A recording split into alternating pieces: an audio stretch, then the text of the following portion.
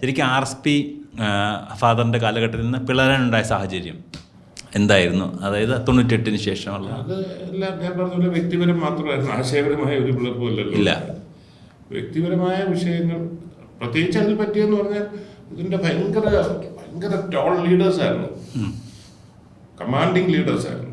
അതിൻ്റെ ലാസ്റ്റായിരുന്നു എൻ്റെ ഫാദർ. പുള്ളി കടന്നു പോയി കഴിഞ്ഞപ്പോഴത്തേക്കിന് ആ ഒരു കമാൻഡിങ് ലീഡറിൻ്റെ അഭാവത്തിൽ ഉണ്ടാകുന്ന എല്ലായിടത്തും സംഭവിക്കുന്നുണ്ട്. അതിനുശേഷം ഉണ്ടാകുന്ന വ്യക്തിപരമായ വിഷയങ്ങളാണ്. മറ്റേതെല്ലാം ഫുൾ സ്റ്റോപ്പ് ഇടാൻ ഒരാളുണ്ടായിരുന്നു. അതിനുശേഷം ഒന്നതിൽ അതുണ്ടായില്ല, അതുകൊണ്ട് പിളർപ്പിലേക്ക് പോയി. പക്ഷേ അതേ ഒരു 10-15 വർഷം ശേഷം ആ ഭിന്നിപ്പ് പരിഹരിക്കാനും സാർ തന്നെയായിരുന്നു മുൻകൈ എടുത്തത്. ഒരു പ്രത്യേക സാഹചര്യം വന്നപ്പോൾ എന്നെ സംബന്ധിച്ചിടത്തോളം ജനിച്ച നാൾ മുതൽ പൊളിറ്റിക്സ് ഇല്ലെങ്കിലും RSP ആണല്ലോ എൻ്റെ രക്തം. അതിലൊരു സാഹചര്യം വന്നപ്പോൾ അത് യോജിപ്പ് നടക്കട്ടെ എന്ന് വിചാരിച്ചു. അത് ഞാൻ ഡ്യൂട്ടി ബൗണ്ടാണ്. എൻ്റെ പിതാവിൻ്റെ പാത സഞ്ചരിക്കുകയാണെങ്കിൽ എൻ്റെ പ്രഥമ ഉത്തരവാദിത്തമായി ഞാൻ കണ്ടു.